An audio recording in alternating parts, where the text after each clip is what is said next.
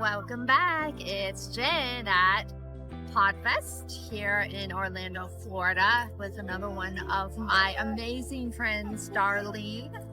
I work on SeniorLivingGuide.com podcast, and I host that.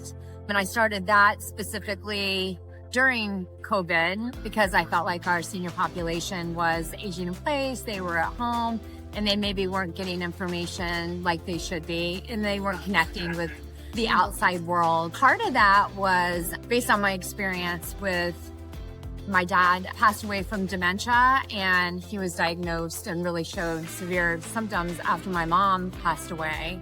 And he was pretty young. He passed away at 72, and it was really unexpected for me. And my experience in kind of navigating the symptoms of the dementia and then understanding what he was going through and then what's available to help with all of that was honestly is very overwhelming for the caregiver as well as the person experiencing it.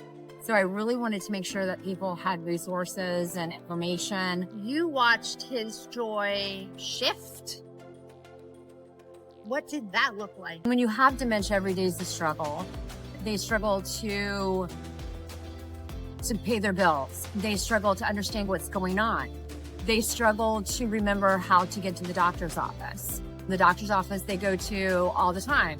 They struggle to find the Publix down the street. They'll be sitting in traffic and can't remember where they're at and where they need to go. So every day is a mental and stressful struggle, and then they get very confused. So a lot of their life is just trying to figure out what's going on.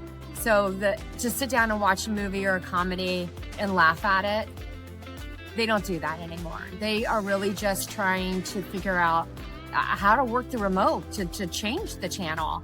Literally, they'll get up and start pushing buttons on the television, which makes it worse. All the things that you and I find joy out of, they really do struggle with. So it's our job as their caregivers or family or whatever the position you might be in, is to take some of those stressors out so they can find peace in like the little things. And last question for you is, I end the conversation saying you are stronger than you think. Where did you find your strength to go through this journey with your dad? God, to be honest. And I still do. I still look to him because he's passed away. And the answers to why I had to go through that, why he had to go through that, and why he's not here anymore. And in actuality, my son was amazing. So my son was my strength. Yeah. And I'm not even gonna say I was very strong because I spent a lot of time in my car crying, a lot of time in my shower crying, and I still do at times. It was very difficult. I'm not going to say it was an easy journey because it wasn't, but I also didn't have the resources that were available because I didn't know that they existed.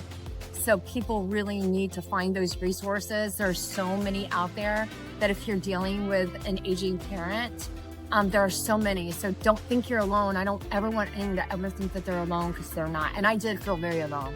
Darlene, thank you for being my guest today. Thank you for having me. Of course.